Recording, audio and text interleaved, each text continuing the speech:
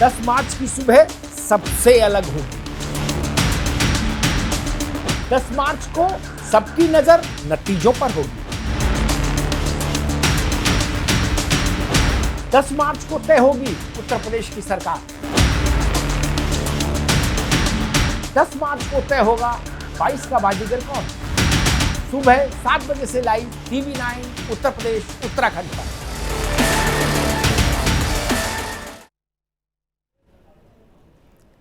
बहस के दूसरे चरण में आपका फिर बहुत बहुत स्वागत है। 1 घंटे फिर मैं आपके साथ रहूंगा और उत्तर प्रदेश के चुनावी महायज्ञ का जो फल है, आहुतियां सबने डाली, मंत्र पाठ सबने किया।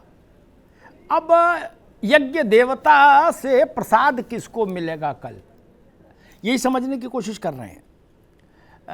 हमारे साथ देखते हैं मेहमान कौन कौन इस वक्त जुड़े हुए हैं। आलोक जी हैं, उनका बहुत बहुत स्वागत है। और अभिषेक वाजपेयी है, समाजवादी पार्टी के नेता, उनका भी बहुत बहुत स्वागत है। अभिषेक वाजपेयी, भाई ये बताओ, जो प्रोजेक्शन एग्जिट पोल के हैं, कल नतीजे उस लाइन पर आएंगे या अभी भी आप इस बात पर कायम है कि नहीं हमने मेहनत की है और 300 का जो लक्ष्य है हमारा वो उसको हम प्राप्त करेंगे? नहीं, बिल्कुल अमिताभ जी, हमारा विश्वास पूरी तरीके से है कि जनता का आशीर्वाद और प्यार हमको मिला हुआ है, जिसमें कोई दो राय नहीं है। आदरणीय अखिलेश यादव जी पुनः मुख्यमंत्री बनेंगे, हमें अभी भी कोई शक नहीं है, क्योंकि एग्जिट पोल तो धराशायी होते रहे हैं। पश्चिम बंगाल में भी आपने देखा, दिल्ली में भी कुछ देखा, जगह सही भी हुए अभिषेक, कुछ जगह सही भी हुए। बिल्कुल, मैं आपकी बात से बिल्कुल सम्मान करता हूँ, बिल्कुल एग्री करता हूँ। लेकिन आप देखिए कि जब इतना विरोध था, सिर्फ एक हिंदुत्व के मुद्दे पे आप चुनाव लड़ रहे हैं, तो आपने कभी बेरोजगारी, आपने देखा कि बेरोजगारों ने कितना प्रदर्शन किया, उनके ऊपर लाठीचार्ज हुआ, गर्भपात भी हुआ कई महिलाओं का। उसके बाद आपने किसान आंदोलन भी देखा, जहां पे सोची समझी साजिश करके बाकायदा किसानों के ऊपर गाड़ी चढ़ा दी गई। एक व्यक्ति को जमानत मिल जाती है, दूसरी जगह पे दूसरी खुशी दुबे जेल में अभी तक होती है। तो बहुत सारे अभिषेक, आप मुद्दों को दोहराने से कोई बहुत फायदा नहीं, संक्षेप में भी बता दीजिए, आप तो वोट हो गया। मैं सिर्फ एक बात करूं, मान लीजिए कल वही प्रेडिक्शन नतीजा आ गया जो प्रेडिक्शन है एग्जिट पोल्स का, तब क्या आप ये कहेंगे कि नहीं रोजगार, बेरोजगारों का मसला नहीं था, रोजगार दिया भाजपा ने, सरकार ने? तब भाई अगर रोजगार ही कोड इशू है, डिसाइसिव इशू है बेरोजगारी, तो फिर कल भाजपा को सरकार से जाना चाहिए, ठीक? नहीं, बिल्कुल, क्योंकि बेरोजगार तो कोई, लेकिन यार भाई सुन लो, लेकिन अपने ऐसा भी नहीं कि भाजपा लाठी लेके अपने आप कुर्सी में लोक भवन में काबिज हो जाएगी, ऐसा तो कोई कर नहीं सकता भारत में, ठीक? जनता ही जिताएगी, ये जनता ही हटाएगी। और अगर जनता कल इनके सिर पे फिर मोर रख देती है, तब क्या कहेंगे? तो हम तो ये कहीं ना कहीं अमिताभ जी, हमें अपने ऊपर और हमें अपने सब लोगों पे मंथन पुनः से करना पड़ेगा, और सच मायनों में मंथन करना पड़ेगा कि आखिर जो चीज हम मैसेज पहुंचाना चाह रहे थे। मैंने सवाल मालूम क्यों पूछा अभिषेक, मैं वैसे ही सवाल नहीं पूछता, मैंने सवाल क्योंकि दर्शकों को लगेगा कि अग्निहोत्री जी कोई सा सरल सवाल पूछ रहे। मैं इस सवाल को इसलिए यहां तक लाया कि आप आत्ममंथन करेंगे, ये बात अच्छी लगी मुझे कि अगर ऐसा नतीजा आया, भाजपा फिर सरकार मांगे तो हम चिंतन करते। मैं सिर्फ ये समझना चाह रहा था कि ऐसा तो नहीं कि ईवीएम को सामने करके आप इसके प्रूफ ढूंढो फिर कल, नहीं, ये चीज ठीक नहीं। अमिताभ जी, मैं इसमें एक बात कहना चाहूंगा, क्योंकि आपकी इस बात पे मैं एक बात कहना चाहूंगा। आपने, क्योंकि आपसे मैंने बहुत कुछ सीखा हुआ है, तो मैं सिर्फ एक चीज कहना चाहूंगा। आपने देखा पिछले 3 चुनावों से कि पहले एक प्रक्रिया होती थी कि जब भी कोई चीज होती थी तो जो बूथ एजेंट होता था या फिर जो प्रत्याशी होता, तो बाकायदा स्ट्रांग रूम तक जाता था, या कोई भी फेरबदल होना होता था तो उस प्रत्याशी को सूचना दी जाती थी और उन सब चीजों के अकॉर्डिंग काम होता था। लेकिन क्या 3 चुनावों से अब ये चीज चल रही है, या आप भी जानते कि नहीं चल रही है? क्योंकि अगर ये कानूनी हक होता है, कोई भी चाहे वो आप ट्रायल करवा रहे हो या किसी भी चीज का आप देख रहे हो, कोई भी जाता है तो उसमें बाकायदा प्रत्याशियों को सूचना जारी तो सिर्फ ये समझना चाह रहा हूं, आप जनादेश को यथावत स्वीकार करेंगे कि नहीं करेंगे, या ईवीएम को सामने करके खुद निकल जाएंगे, बोले अभी देखिए इनसे लड़ो। जनादेश तो हमको, देखिए जनादेश तो हमको स्वीकार करना ही करना है, हाँ। चाहे उसमें कुछ भी हो, उसमें कोई दो राय नहीं है कि हमें जनादेश को स्वीकार करना ही पड़ेगा, कोई हारे कोई जीते, मसला ये नहीं है। मसला ये है कि जनता ने अगर उनके सर पे ताज पहना रही है तो उनको मुबारकबाद होनी चाहिए, हमें पहना रही है तो हमें मुबारकबाद होनी चाहिए, लेकिन इसमें देखना ये होगा कि जनता का भला कैसे हो सकता है, इसमें ये देखना ठीक होगा। ठीक ठीक, मैं आलोक वर्मा के पास चलूं, उससे पहले एक टिप्पणी करूंगा अपने चिंतन की। इंदिरा गांधी बहुत प्रभावशाली राजनेता थी इस देश की, कुछ प्रभावशाली राजनेताओं में से एक। उतने बड़े स्टेचर के नेता भारत में बहुत कम पैदा हुए। वो भी हारी अपनी सीट भी। इसका मतलब इलेक्शन मैनेजमेंट और वोट का लूटपाट खेला खाली कोई मतलब नहीं। आप जीत रहे हो तो ये सब दंड फंद आपकी जीत को 10,000 5,000 और बढ़ा सकते हैं। ऐसा मुझे कोई नहीं दिखा जो हारे को जिता ले ना। 35 साल का मेरा तजुर्बा यही कहता है। अगर ऐसा होता तो राजनारायण जैसा नेता जिनके पास पल्ले कुछ नहीं था, वो इंदिरा गांधी को हरा के चले आते ना जी ना, भगवान का नाम लो। और संजय गांधी को किसने हराया था? रविंद्र सिंह, उसका नाम भी नहीं याद होगा। आलोक वर्मा को, अभिषेक वाजपेयी को, इस पीढ़ी को हराया ना। क्या संजय गांधी नहीं जानते थे कि वोट छीन लो और गड्डी छीन लो, पेड़ के नीचे बैठ के मोहर मार दो और फिर बैलेट में डाल दो ना। 1 घंटे पहले की बहस में मैं यही बात कह रहा था। स्टालिन जीते हैं ना, ममता जी जीती है ना, नवीन बाबू उड़ीसा में 4 बार से जीत रहे हैं, अरविंद केजरीवाल जीते हैं ना 70 में 67। चुनाव की प्रक्रिया को कलंकित नहीं करें ना अधिकारी ना नेता। वो देव मंदिर की तरह पवित्र होनी चाहिए प्रक्रिया। आलोक वर्मा, आप तो खैर लड्डू का ऑर्डर दे ही दिए होंगे। जब इतने एग्जिट पोल आ गए तो आप लोगों ने कहाँ रुके होंगे, तो लड्डू का ऑर्डर दे देंगे। लेकिन कई बार ऐसी स्थिति भी हमने देखी कि लड्डू के परात जो है वो छाती पे बोझ हो गए। क्या नतीजा ही पलट गया। बिहार में हुआ था क्या? अब खाएं तो फोटो खिंच जाए कि हार के बाद लड्डू खा रहे क्या? जब लालू नीतीश मिलके लड़े थे। और ना खाएं तो करें क्या? गाय को डालें देसी घी का लड्डू, 400 कुंटल बनवा दिया। तो आपसे मैं समझना चाह रहा हूं, अब तो कोई बहुत लंबा टाइम बचा नहीं क्या?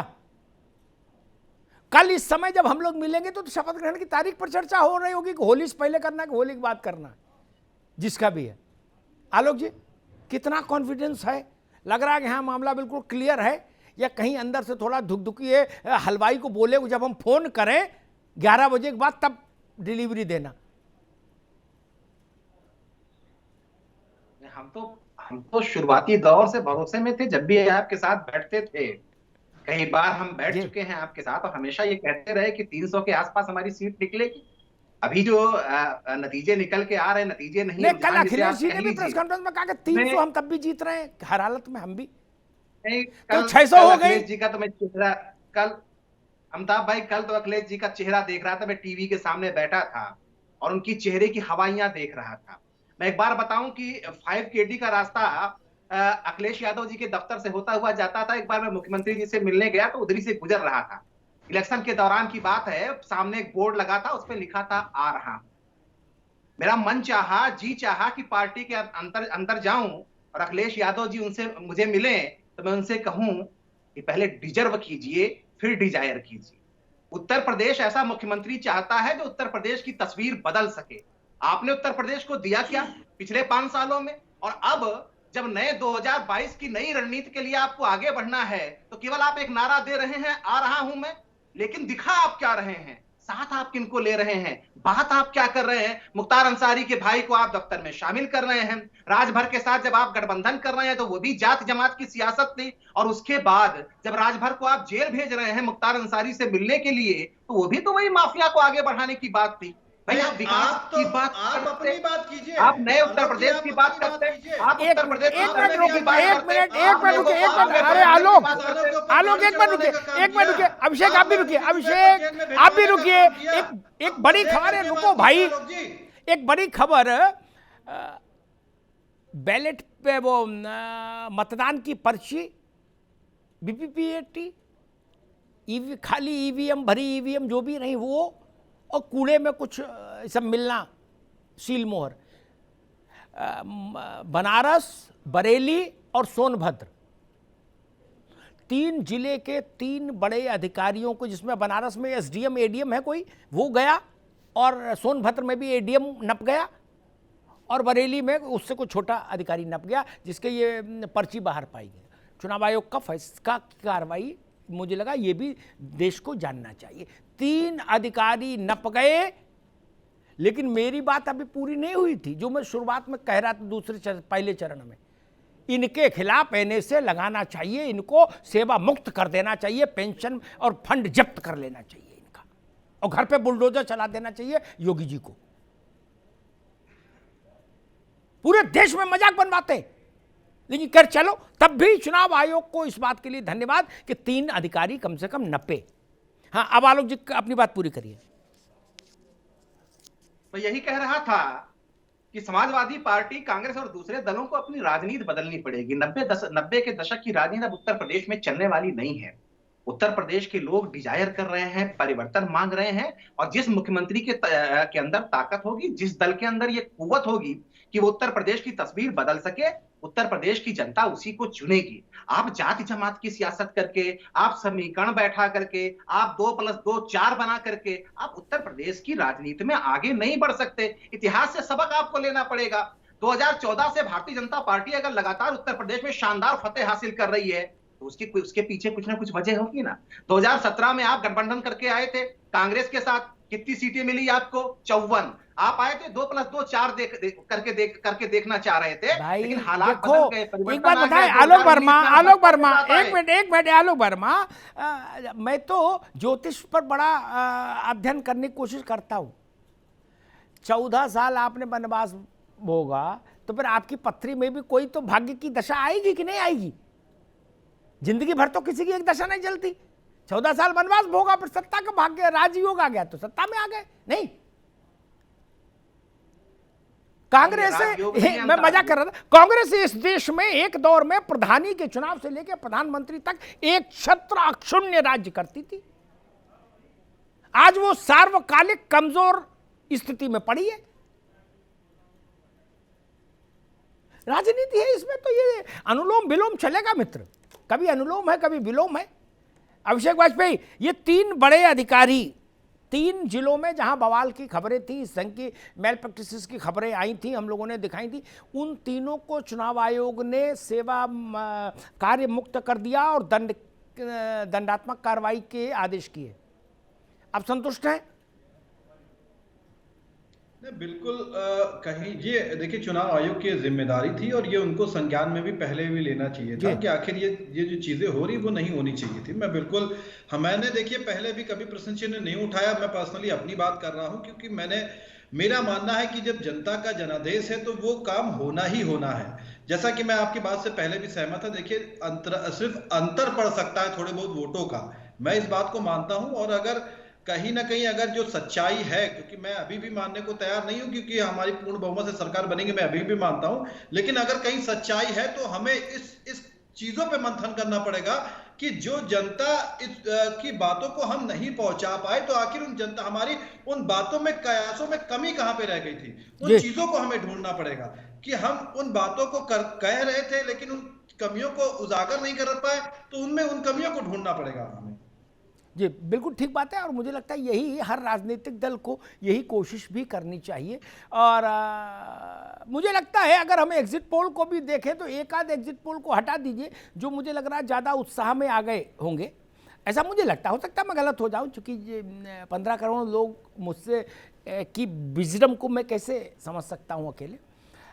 लेकिन मुझे लग रहा है समीक्षा और आत्ममंथन की ज़रूरत भाजपा को भी पड़ेगी। आलोक वर्मा, अगर आपकी पार्टी की 10 सीट भी कम होती है और 50 सीट कम होती है या 100 सीट कम होती है, जो भी, ठीक, सरकार आप 110 सीटें कम होने पर भी बना लेंगे, 115 कम होने पर भी बना लोगे। लेकिन जो कम होंगी वो सीटें क्यों कम हुई, इसके लिए तो आत्ममंथन की जरूरत आपको भी पड़ेगी सपा की तरह। आलोक जी। अमिताभ भाई, आज की रात बीतने दीजिए, कल सुबह होगी। मैं बार बार आपसे कह रहा हूं और हमारा हर नेता भी कह रहा है, और हमें पूरा भरोसा है कि 300 के पार हम जाने वाले हैं जी। इसलिए जाने वाले हैं कि उत्तर प्रदेश की सियासत में हमने लोगों की सेवा की है, लोगों के लिए काम किया है। हम क्राइम और करप्शन की सरकार हमने कहीं चलाई नहीं, और परिवारवाद की सरकार यहां पर चली नहीं। चाहे वो प्रधानमंत्री जी हो, चाहे उत्तर प्रदेश के मुख्यमंत्री जी हो, लगातार 24 घंटे काम उन्होंने किया है, लोगों के दुख सुख में हिस्सेदार बने हैं, लोगों का जीवन उन्होंने बदला है। चाहे वो किसानों की बात हो, चाहे नौजवानों की बात हो, चाहे लोगों को घर देने का मसला हो, चाहे दूसरे मामले हो, हमने गंभीरता के साथ काम किया है। तो मुझे लगता है कि जो नतीजा भारतीय जनता पार्टी के हक में 2014 के बाद से लगातार शानदार नतीजे निकलते रहे हैं, शानदार तरीके से हम फतेह हासिल करते रहे हैं। उत्तर प्रदेश में कहा जाता था कि इस तरीके से समीकरण जोड़ लीजिए, इस तरीके से वोटों को इकट्ठा कर लीजिए तो जीत हासिल हो जाएगी, लेकिन हुई नहीं ना। समाजवादी पार्टी ने तो अपना सारी किमियागिरी कर ली, कभी कांग्रेस के साथ आए, कभी बसपा के साथ आए, और बसपा के साथ तो आप भी कह रहे थे कि तो ऐतिहासिक गठबंधन है, तो ऐतिहासिक गठबंधन से ऐतिहासिक जीत हासिल होगी। लेकिन 2019 में किस तरीके से हार हुई उसके गवाह तो आप भी इस तरीके से हैं। 80 सीटों में लोकसभा की सिर्फ 15 सीटें हासिल करना, और केवल एक बड़ी पार्टी जो दिल्ली का सपना देख रही है उसके केवल परिवार वालों को ही 5 सीटें मिलना, ठीक है, ठीक है, ठीक है। मेरे साथ सुशील दुबे जी जुड़ गए हैं, राजनीतिक विश्लेषक। सुशील जी का स्वागत है। आलोक वर्मा, एक मिनट रुकिए। राजनीति में बड़े बोल नहीं बोलना चाहिए, और तब तो कभी नहीं बोलिए जब आप अच्छे वक्त से गुजर रहे हो। ध्यान रखिए, राजीव गांधी जब भूतो न भविष्यति वाले बहुमत के साथ केंद्र पर आए, इंदिरा जी की शहादत के बाद हुए चुनाव में 400 प्लस, वो बहुमत तो फिर कल्पनातीत है किसी के लिए। तो भाजपा को मिली 2 सीटें, वाजपेयी अडवाणी जैसे लोग हार गए, सब साफ हो गया सुपड़ा, न संघ की चली, न विश्व हिंदू परिषद चली, न किसी की चली, सब धस्तीभूत हो गए। राजीव गांधी ने कहा, सुन लो भैया आलोक वर्मा, फिर सुशील जी के पास आऊंगा। राजीव गांधी ने कहा कि हमने भारतीय जनता पार्टी का परिवार नियोजन कर दिया, भाजपा के 2 बचे। वो बात ठीक नहीं थी, मर्यादा के खिलाफ थी।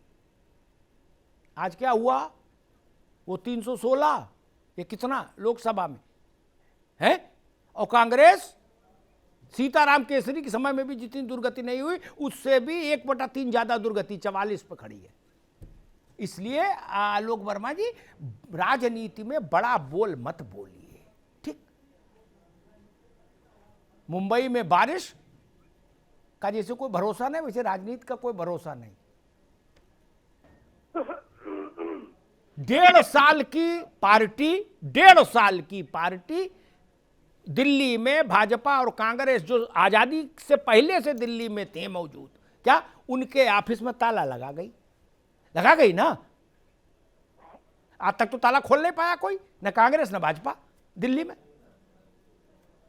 70 में 67 उन्हीं के पास। ये बड़े बोल बोलने का नतीजा है। जनता बड़े बोल को स्वीकार नहीं करती। इस बात को आप राजनेता जितनी जल्दी मान लेंगे उतना उनके बीपी के लिए भी अच्छा रहेगा और राजनीति के लिए भी। प्रोफेसर सुशील दुबे जी, आज की रात नींद नहीं आएगी टाइप का मामला तो है ही, और नींद आनी भी नहीं चाहिए भैया। 1.5 साल से मेहनत है, और हमारे जो टिकटार्थी थे वो तो 2 साल से कर रहे। कई मेरे एक टिकटार्थी ने 1000 गुलदस्ते बांट दिए क्या, और जो भाग्यशाली थे उनको गुलदस्ते से टिकट मिल गई, बाकी को गुलदस्ते के बाद की चीजों में भी परिश्रम करना पड़ा नहीं। और फिर चुनाव बड़ा लंबा और बहुत थकाऊ मामला होता भैया। खेत मकान भी बिक जाता है लोगों का, एक नौजवान है हमारा परिचित है, वो बोला भैया लखनऊ में एक प्लाट है, बेच दिया, चुनाव लड़ लिए। मैंने मूर्ख हो, हार गए, तब बोले अब क्या करें, लड़ना था। तो जब ऐसी सब कुछ त्याग के युद्ध में जाता है आदमी, तो उसके परिणाम की पूर्व संध्या पर थोड़ी दुखदुखी तो बढ़ती है। लेकिन आपको क्या समझ में आ रहा, उत्तर प्रदेश एग्जिट पोल की लाइन पर चलेगा या उत्तर प्रदेश को कोई किसी दूसरी लाइन पर आप देख रहे हैं? कांग्रेस के प्रवक्ता आशीष दीक्षित भी हमारे साथ जुड़ गए, उनका भी स्वागत है। प्रोफेसर दुबे अमिताभ जी, मैंने 3 लोगों को बहुत सुना है जी, बहुत सुना है। आज मुझे गर्व है कि उनमें से एक के सामने में बैठा हुआ। मैंने रवि जी को बहुत सुना है, बहुत सुनता हूँ। मैंने आपको बहुत सुना है और मैंने विनोद अग्रवाल जी के भजन बहुत सुने जी। ठीक, देश में अमिताभ अग्नोत्री ऐसा पत्रकार कलमकार आज जिंदा ही देश का सौभाग्य है। बिना किसी लाग लिपेट के कह रहा हूँ, आपकी तरह कह रहा हूँ, क्योंकि आप तो सबको आईना ऐसा दिखाते हो ना कि अगर आपके आईने का 10% की अच्छा भी लोग देख ले, समझ ले इस देश के पत्रकार राजनेता, तो आज नहीं, मैं बिल्कुल बिना किसी चमचेगिरी के, बिना किसी हिचक के, मुझे सपना नहीं था। साजिद ने जब कहा टीवी 9 तो अमिताभ जी, अरे आप तो मैं सुनते ही बिल्कुल, आप समझ लीजिए। खैर, ये आपकी प्रशंसा में नहीं, ये आपकी पत्रकारिता को मेरा जरूर दो सलाम है व्यक्तिगत रूप से। अब मैं आ रहा हूँ मुद्दे पर। अमिताभ जी, डे 1 से चुनाव 10 फरवरी से 6 तारीख तक मैंने कम से कम 100 से ऊपर से डिबेट की होंगी, भारत समाचार, प्रज्ञा में, और जितने सब जगह। आप यकीन मानेंगे, मैंने डे 1 से कहा, तो मेरे पास तमाम ऑडियो वीडियो रखे हुए हैं। मैंने डे 1 से बात कही थी कि अगर चुनाव हिंदू मुस्लिम नहीं होगा, जो नहीं हुआ तो ये चुनाव ऐसे परिणाम देंगे कि लोग धुआं निकाल देंगे कान ना कान। ये चुनाव अखिलेश यादव जी की कोई इसमें बहुत बड़ी योग्यता में नहीं मानता। जनता ने ये चुनाव में एक विकल्प ढूंढ लिया, क्योंकि वो उस विकल्प में प्रियंका जी फिट नहीं बैठ रही थी, मायावती जी फिट नहीं बैठ रही थी, और कोई नेता फिट नहीं बैठ रहा था। जनता ने विकल्प स्वतः ढूंढ लिया, और स्वतः ढूंढने के बाद जब जनता तय करती है, तो जब ये आपने कहा ना, बड़े बड़े मुकद्दर वाले कटोरा ले लेते हाथ में, समझ नहीं आता, भीख भी नहीं पड़ती, नकली सिक्के लोग डाल जाते हैं, फटे हुए लोग डाल जाते हैं, नोटबंदी के बंद हुए नोट डाल जाते हैं भिखारी के कटोरे में, जब जनता निकलती है। ये पूरा चुनाव जनता ने लड़ा है, पूरा चुनाव मैंने देखा है और उन्हें ढंग से देखा है। मैं आपको बताऊं, नहीं, लेकिन प्रोफेसर दुबे मैं प्रोफेसर अमिताभ जी, मैं प्रोफेसर नहीं हूँ। अच्छा, ठीक है सर दुबे जी, लेकिन एक मसला ही खड़ा होता है। 12 बड़े एग्जिट पोल हुए जो रिनाउंड एजेंसीज ने किए, 12 में एक ही स्वर ध्वनित हो रहा है। 12 एग्जिट पोल एक साथ गलत हो जाए, ऐसा भी कम होता है। जी दुबे जी, बता रहा हूँ आदरणीय अमिताभ जी, मैनेज मीडिया और लोभी मीडिया, मैं गोदी मीडिया नहीं कहूंगा, मैं मोदी मीडिया नहीं कहूंगा, मैनेज मीडिया, लोभी मीडिया ने जो पैकेज लिया था, तो नमक तो अदा करना ही था ना। अगर मुझे चाय पिला दी गई होती, तो मैं कहता आपके चैनल पे कि कल 400 सीटें बीजेपी की आ रही है, 1 सीट सपा की, 1 सीट बीएसपी की, 1 सीट कांग्रेस। मैं 400 सीटें दिखाता बीजेपी को।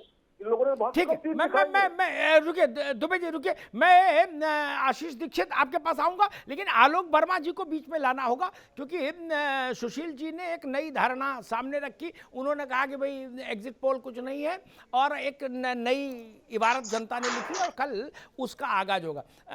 आलोक वर्मा जी कैसे रिस्पॉन्ड करेंगे भाई? अरे हाथ कंगन को आरसी क्या, और पढ़े लिखे को फारसी क्या? हाँ। थोड़ा वेट कर लीजिए जरा सा, एक रात और है। आज की रात बहुत गर्म हवा चलती है, बहुत सारे लोगों को गर्म हवा लग रही होगी, मुझे अच्छी तरीके से लगता है। नींद नहीं आ रही होगी, थोड़ा इंतजार कर लीजिए, और उसके बाद अगर लगे कि हार स्वीकार करना चाहिए, या ईवीएम के ऊपर निशाना नहीं साधना चाहिए, या कुछ और कोई बहाने नहीं तलाशने चाहिए, तो सौम्यता पूर्वक अपनी हार भी स्वीकार कीजिएगा, और सौम्यता पूर्वक हम अपनी जीत भी स्वीकार करेंगे।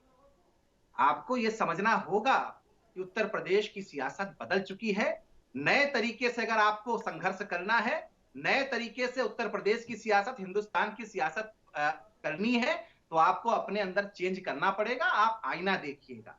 लेकिन अगर आपको लगता है कि अभी भी कहीं कुछ है, कहीं कुछ बचा हुआ है, तो आईना उठा लीजिए। 2014 से लगातार हमारी बुलंद जीत देख लीजिए। एक नया वर्ग हमने उत्तर प्रदेश में और पूरे हिंदुस्तान में खड़ा किया है। वो नया वर्ग भारतीय जनता पार्टी के साथ खड़ा है, पूरी तरीके से खड़ा है। क्यों खड़ा है? क्योंकि पहले लोग उसे जात के खांचे में बांट कर देखते थे। हमने उसका साथ दिया है, उसको देश की प्रगति से, देश की तरक्की से जोड़ा है। उसके छोटे-छोटे दर्द हमने खत्म किए हैं। कभी वो छोटे कर्जों में लिपटा रहता था, कभी एक अदद मकान, एक छोटे से मकान के लिए तड़पता रहता था, जी। कभी शौचालय की चिंता करता रहता था। छोटे-मोटे जो उसके खर्चे हैं वो पूरे नहीं होते थे, तो देश की तरक्की में हिस्सेदार भी नहीं बनता था। हमने उसको घर भी दिया, हमने उसको जो मदद कर सकता था, नगद उसके जेब में पैसा दिया और बिना भ्रष्टाचार के दिया। कभी राजीव गांधी जी कहा करते थे, मैं यहां से भेजता हूं और 80 पैसा गायब हो जाता है, 20 पैसा नीचे तक पहुंचता है।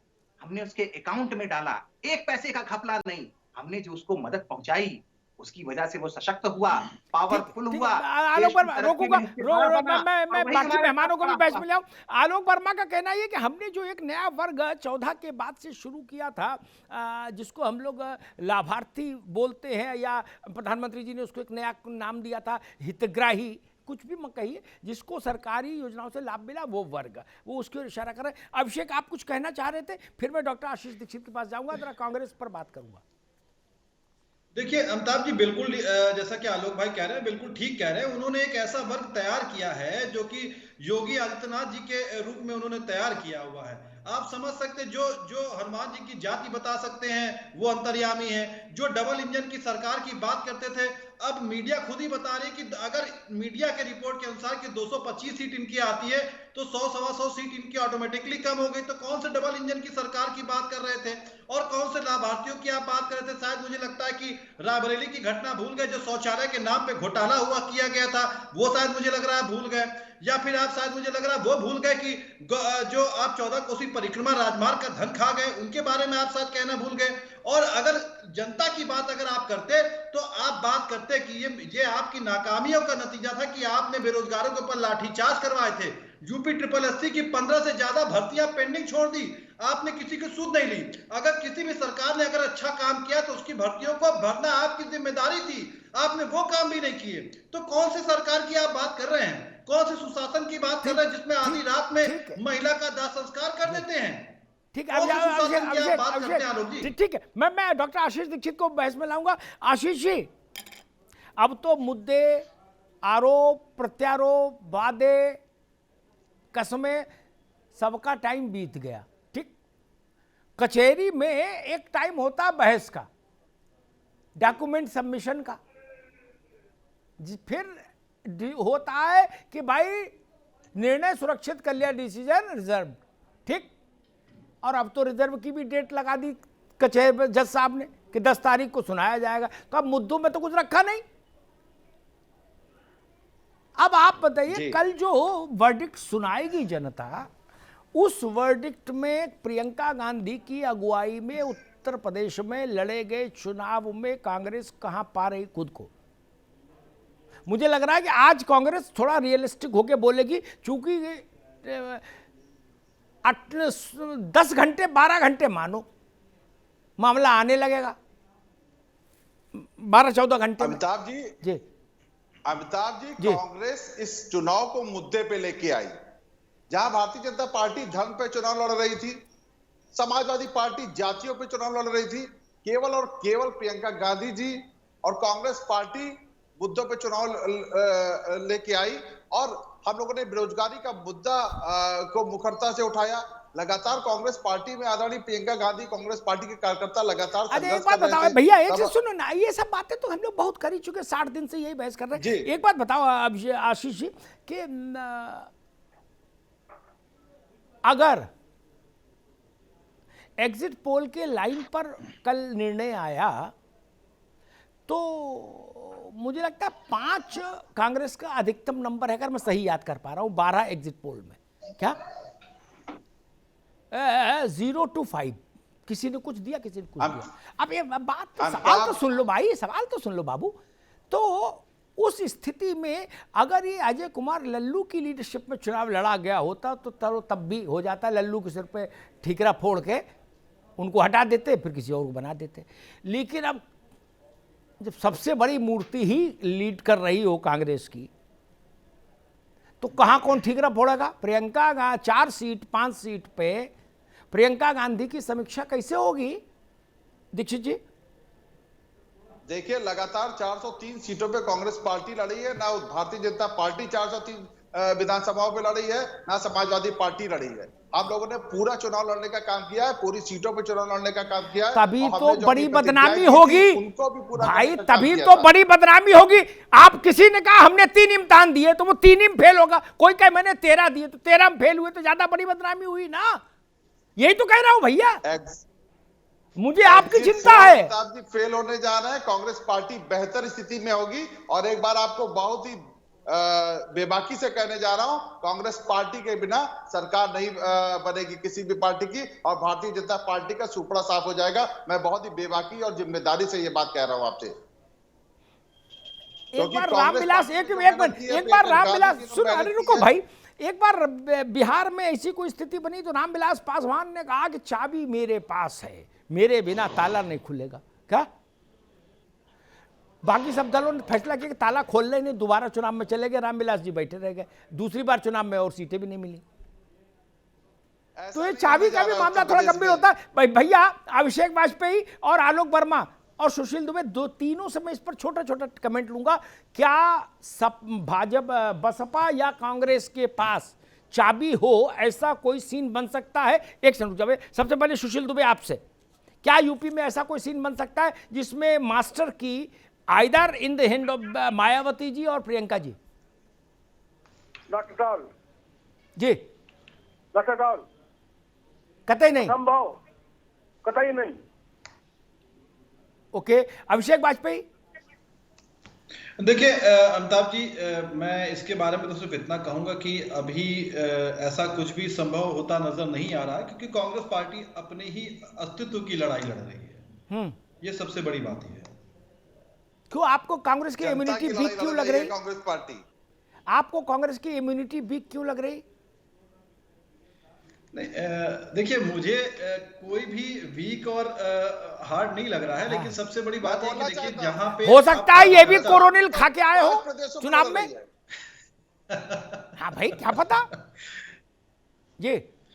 कांग्रेस पार्टी तो अब देखिए बाबा रामदेव अगर 5 प्रदेशों में रिजल्ट आएगा, योगा करवाएंगे तो बात अलग है। समाजवादी पार्टी का है जी।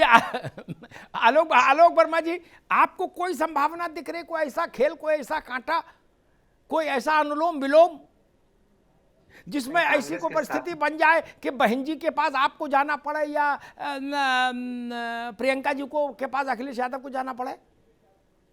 हाँ अमिताभ भाई, कांग्रेस के साथी से कहना चाहता हूं कि हजारों ख्वाहिशें ऐसी कि हर ख्वाहिश पे दम निकले।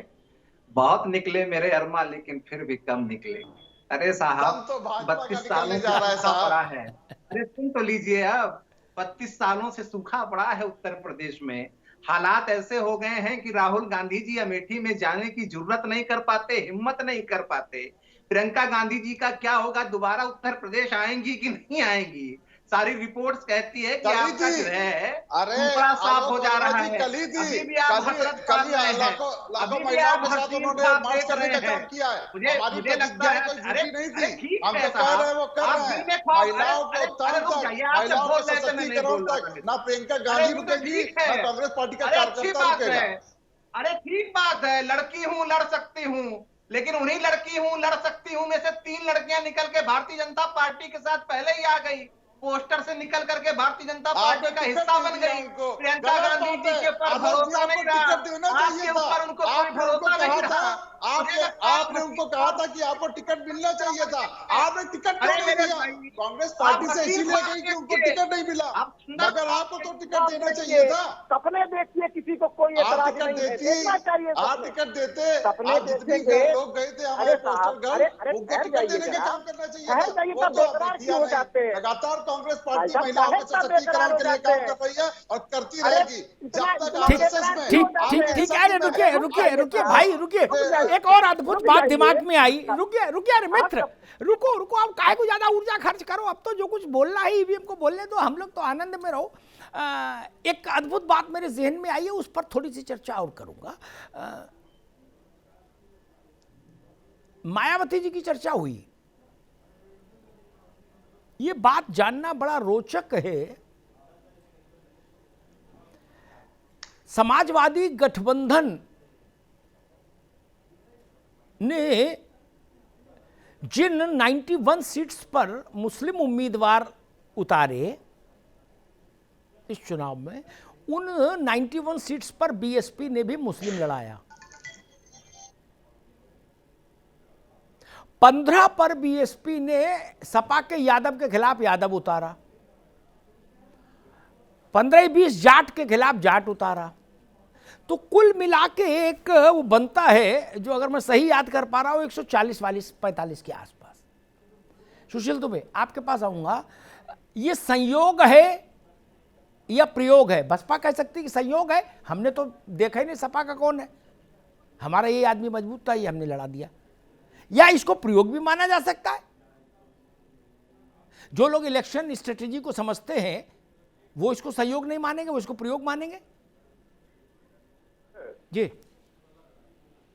अमिताभ जी, प्रयोग और एक चीज और बता दें आपको, जी, विद ड्यू रिस्पेक्ट, 3 लोगों का इस चुनाव में बहुत नुकसान हुआ है, 3 लोगों का बहुत नुकसान हुआ है। बहन मायावती का बहुत नुकसान हुआ है। 2 साल पहले उन्होंने अपना ढंग से चुनाव लड़ा होता तो आज वो यहाँ पर होती जहां पर अखिलेश जी हैं। खैर, गोदी मीडिया का बहुत नुकसान हुआ है। अब की साख कल गोदी मीडिया इस कदर खोएगी कि रोते नहीं बनेगा। ये आपके प्रतिष्ठित और अमिताभ अग्निहोत्री जी के सामने बोल रहा हूँ। और तीसरा एक बहुत बड़ा नुकसान हुआ है, प्रश्न चिन्ह लगा है चुनाव आयोग पर। चुनाव आयोग ने जिस तरीके से इस पूरे सिस्टम को ट्रीट किया चुनाव को, ठीक है, ठीक है सुशील जी, ठीक है। मैं एक सवाल अभिषेक जी से लूंगा, अभिषेक जी को कहीं जाना भी। अभिषेक, मायावती जी की पार्टी के जो मैंने एक आंकड़ा रखा कि लगभग 140-45 सीट्स ऐसी थी जहां आपका जिस जात या मजहब से था उम्मीदवार, ठीक उसी जात या मजहब से मायावती जी ने अपना उम्मीदवार उतारा। ये संयोग है या प्रयोग है? देखिए अमिताभ जी, इसको संयोग और प्रयोग नहीं कह सकते, क्योंकि मायावती जी को इतना बड़ा झटका लग चुका है, तो वो कहीं ना कहीं भारतीय जनता पार्टी की बी टीम बन करके वो सिर्फ एक वोट कटुआ के तौर पे उस जगह पे आना चाह रही थी कि कैसे भी करके सब समाजवादी पार्टी को नुकसान पहुंचे। उनका उद्देश्य जीतना नहीं रह गया है उस जगह पे। वो चाहते, जैसे हम ओवैसी जी को बी टीम बोलते हैं, उसी तरीके से मायावती जी ने तो पहले ही भारतीय जनता पार्टी के सामने सरेंडर कर चुकी हैं। इसी वजह से मैं इनको इस बात को कह रहा हूं बड़ी जिम्मेदारी के साथ कि वो उन्होंने इसी वजह से नुकसान पहुंचाना चाहा कि वोट कटुआ के रूप में भूमिका अदा करे और उसका कहीं ना कहीं फायदा भारतीय जनता पार्टी को प्राप्त हो। ठीक, आशीष दीक्षित, ये संयोग है कि प्रयोग है? मैं अमिताभ जी, मैं आपसे क्षमा चाहता जी हूं। जी जी जी जी आपसे कल मुलाकात होगी। जी, धन्यवाद। आशीष दीक्षित, निश्चित ही ये प्रयोग है। जिस तरीके से लगातार मायावती जी प्रवक्ता के रूप में काम कर रही थी, बहुत दिनों से काम कर रही थी भारतीय जनता पार्टी के अघोषित अमा वो बसपा की राष्ट्रीय अध्यक्ष, आप उनका डिमोशन कर रहे हो, बता रहे हो प्रवक्ता? नहीं नहीं अमिताभ जी, बिल्कुल जिस तरीके की उनकी वाणी वो है, 4 जिस बार तरीके के सीएम उनका रही है कंटेंट भाई। तो ये प्रयोग है और उनकी कुछ और महत्वाकांक्षा है। और भारतीय जनता, उन्होंने जो भी पदाधिकारी जिनको भी टिकट दिया है, मुझको तो लगता है वो भारतीय जनता पार्टी के कार्यालय से लिस्ट गई है, उसी को उन्होंने जो है अपना साइन करके टिकट दे देने का काम किया है। ये प्रयोग है और इसके पीछे की क्या साझा राजनीति और रणनीति है, ये तो आने वाला एक वक्त बात कह बताएगा। के मैं आलोक वर्मा के पास जाऊंगा। विपक्ष के ने अभिषेक चले गए, अभिषेक की पार्टी के 3 बड़े लोगों में से एक ने मुझसे कहा 17 का चुनाव खत्म हो जाने के बाद कि 100 सीटें ऐसी थीं जिनमें सपा का मुसलमान उम्मीदवार था तो बसपा ने भी मुसलमान दिया और वो 100 सीटें सपा हार गई और उन 100 पे ना बसपा जीती ना सपा, और भाजपा जीत गई। उन्होंने उस वक्त हमको लिस्ट भी दी थी। ठीक, इसलिए आलोक वर्मा जी, ये संयोग है या प्रयोग है, इसको अच्छा मान लो, संयोग प्रयोग कुछ भी मानो, लेकिन आपके लिए तो मुझे लगता है ये एक होली के मौसम में इससे बेहतर गिफ्ट नहीं हो सकता। फिर मुझे लगता है कि हम इस बात के लिए तैयार रहते हैं कि उत्तर प्रदेश में जो हमारे विरोधी हैं वो कैसा भी प्रयोग करें, कैसा भी संयोग बैठाएं, लेकिन जीतेगी तो भाजपा ही। इसलिए जीतेगी क्योंकि राजनीति में जो संयोग होना चाहिए, जो प्रयोग होना चाहिए, असली में वो प्रयोग हम कर रहे हैं।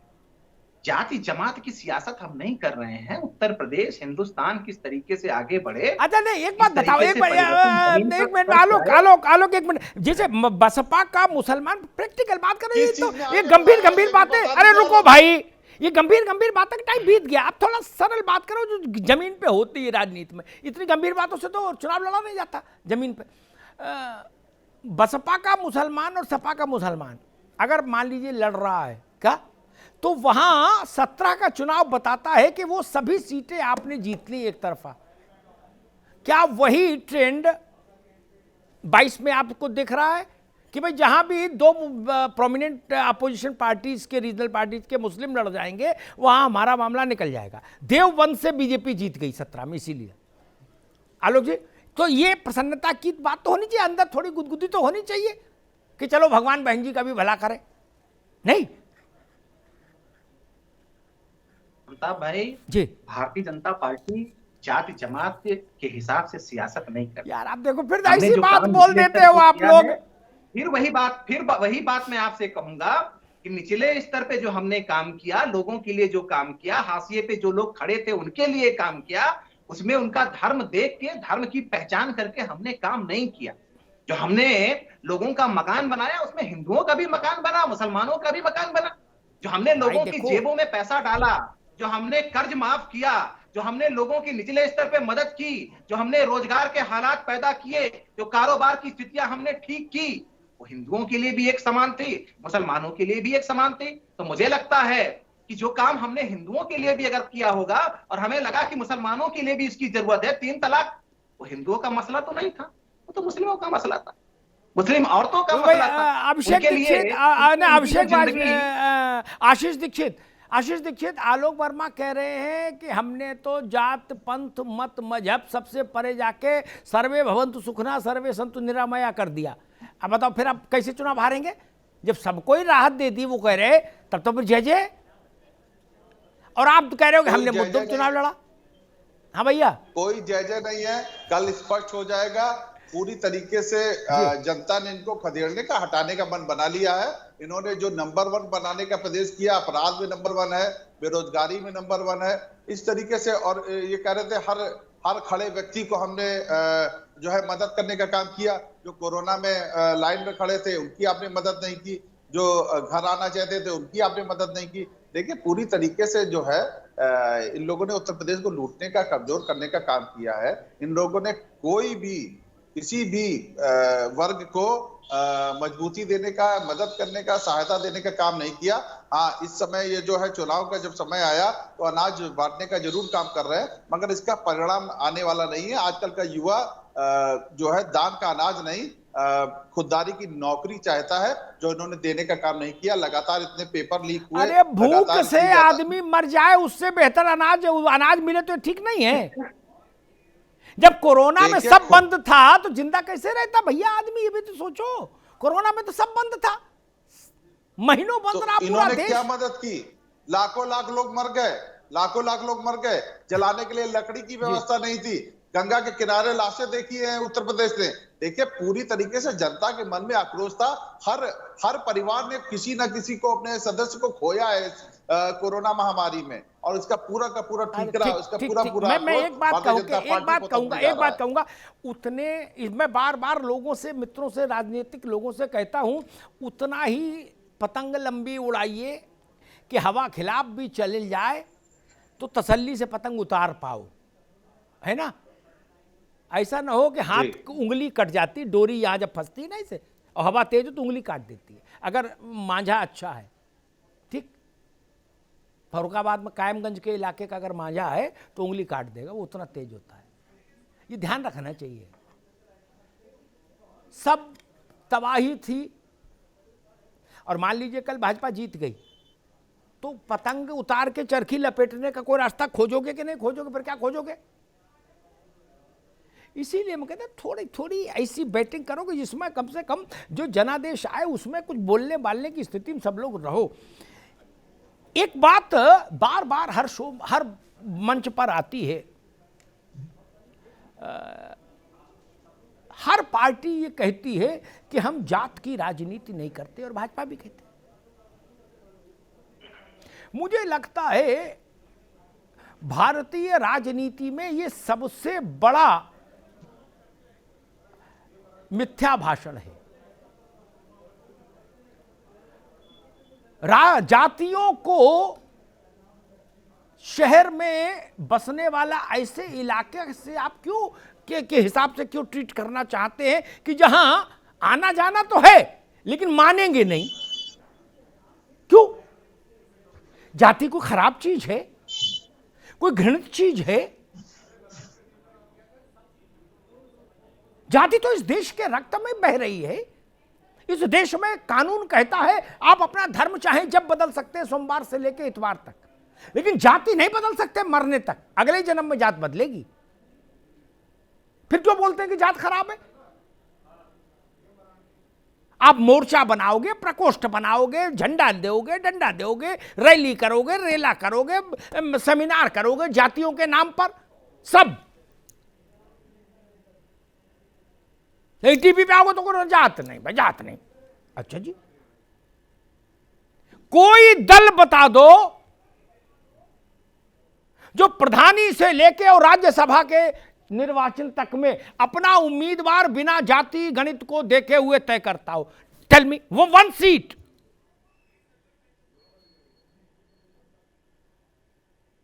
एक टिकटार्थी ऐसा बता दे, कोई पार्टी हो छोटी बड़ी उससे मतलब नहीं, जिस टिकटार्थी का बायोडेटा ये हो कि मैं जातियों में यकीन नहीं रखता, मैं भारतीयता में यकीन रखता हूं, जात के आगे लिख दे भारतीय। एक बता दो, जात नहीं उपजाति लिखी जाती है बायोडेटा में जो टिकट के लिए जाता है। चाहे प्रियंका जी के पास जाए, चाहे जगत प्रकाश नड्डा के पास जाए, चाहे अखिलेश यादव के पास जाए, चाहे मायावती के पास जाए। इसलिए हमको ना बताओ ये क्या सच नहीं है? जाति में भी उपजाति भी खोलते हो साथ में। केवल ब्राह्मण नहीं, सरयू पारी के कानकुब्ज ये भी बताते हो। केवल यादव नहीं, घोसी हो, कमरिया हो, ये भी लिखते हो बायोडेटा में। और बाहर आके तो भाई जात से मेरा मतलब, जात से दूर रहो। क्यों भाई?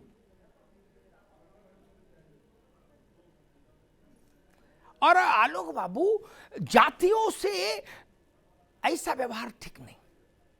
क्या फिर उसके नाम का लॉकेट गले में डालिए, मंगलसूत्र क्यों नहीं डालना चाहते? वो भारत के लोग नहीं है क्या? है ना? क्यों गोलमोल बात करें हम? जातियों को मिला के ही ना समाज बना है, और ये सब पर नियम लागू है। इस भाव ने बड़ा नुकसान किया, इससे हिपोक्रेसी पनपी। क्या यह सच नहीं कि जब मंत्रिमंडल बनता है, चाहे राज्य में बने किसी, चाहे केंद्र में बने, जातियों का हिसाब रखा जाता है, धर्म का हिसाब रखा जाता है, और चुनाव के समय मंच से बताया भी जाता है कि हमने तुम्हारी जात का एक तेली रखा है, एक तमोली रखा है, एक बामन रखा है, एक ठाकुर रखा, एक बनिया रखा है। नहीं बताते हैं क्या? सब लोग बताते हैं ना। फिर चुनाव खत्म हो जाए तो भूल जाते हैं। केंद्र में अभी विस्तार हुआ था मंत्रिमंडल का, पार्लियामेंट के पटल पर कहा गया, संसद के, लोकसभा के पटल पर कहा गया कि पिछड़ों में किस किस जाति से मंत्री बने हैं, उनकी जातियां उद्बोधित की गई कि नहीं की गई। तो जब केंद्र में मंत्री में भी जाति का कंसिडरेशन है, तो हम ये क्यों कहना चाहते हैं कि हम जात से अलग हैं? और जाति कोई बुरी चीज नहीं। मैं सिर्फ इतना ही निवेदन करना चाहूंगा इस प्रसंग पर, क्योंकि बात बार बार उठती है। सारी जाति या सारे धर्मों को जोड़ लीजिए तो भारत बन गया। तो उनका ख्याल रखा जाना चाहिए। राजनीति तो प्रतिनिधित्व पर आधारित व्यवस्था है। वो जातियां भी सोचती होंगी कि भाई नेता लोग हमको कमरे में तो बात करते हैं लेकिन बाहर मानते नहीं, ये ठीक नहीं ना। उनको स्वीकार करना शुरू करिए, अच्छी बात है। जातियों के आधार पर जहां जिस जाति का जितना वर्चस्व है, जितनी संख्या है, उसको लोकतंत्र में उसके हिसाब से भागीदारी मिलनी चाहिए। ये बात कांशीराम कहते थे, मुझे अच्छी लगती थी। जिसकी जितनी हिस्सेदारी उतनी उसको भागीदारी होनी चाहिए, जिसकी जितनी संख्या भारी उतनी उसकी हिस्सेदारी। Yes, I do agree. लोकतंत्र का वास्तविक अर्थ यही है। वहां इस मर्यादा का पालन हमको करना चाहिए, अन्यथा जो वंचित है, जो हजारों साल से पीड़ित है, भारत में कुछ सामाजिक व्यवस्थाएं ऐसी भी रहीं, वो सब लोग मेन स्ट्रीम में कैसे आएंगे? उनके लिए ये स्थिति हमेशा रहनी चाहिए। बाकी कल का सूर्योदय, अब मैं ये तो नहीं कह सकता सबके लिए मंगलकारी हो, क्योंकि सबके लिए तो मंगलकारी नहीं हो सकता। लेकिन जिनको चुनाव में विजय नहीं भी मिले, कल भी हम आप साथ रहेंगे, वो लोग भी ये माने कि ये समय है आत्मविश्लेषण का, कि जनता जो जनार्दन कही गई हमारे यहाँ, उसने हमको क्यों अपने विश्वास के योग्य नहीं समझा। तीखी बयानबाजी और निचले स्तर के आरोपों से कुछ हासिल नहीं होता। जनादेश के बाद विनम्रता से उसको स्वीकार करें पक्ष विपक्ष, और अपने अपने प्रदर्शन की समीक्षा करें, आत्मालोचना करें। धन्यवाद। 10 मार्च की सुबह सबसे अलग होगी। 10 मार्च को सबकी नजर नतीजों पर होगी। 10 मार्च को तय होगी उत्तर प्रदेश की सरकार। 10 मार्च को तय होगा 22 का बाजीगर कौन। सुबह 7 बजे से लाइव TV9 उत्तर प्रदेश उत्तराखंड पर।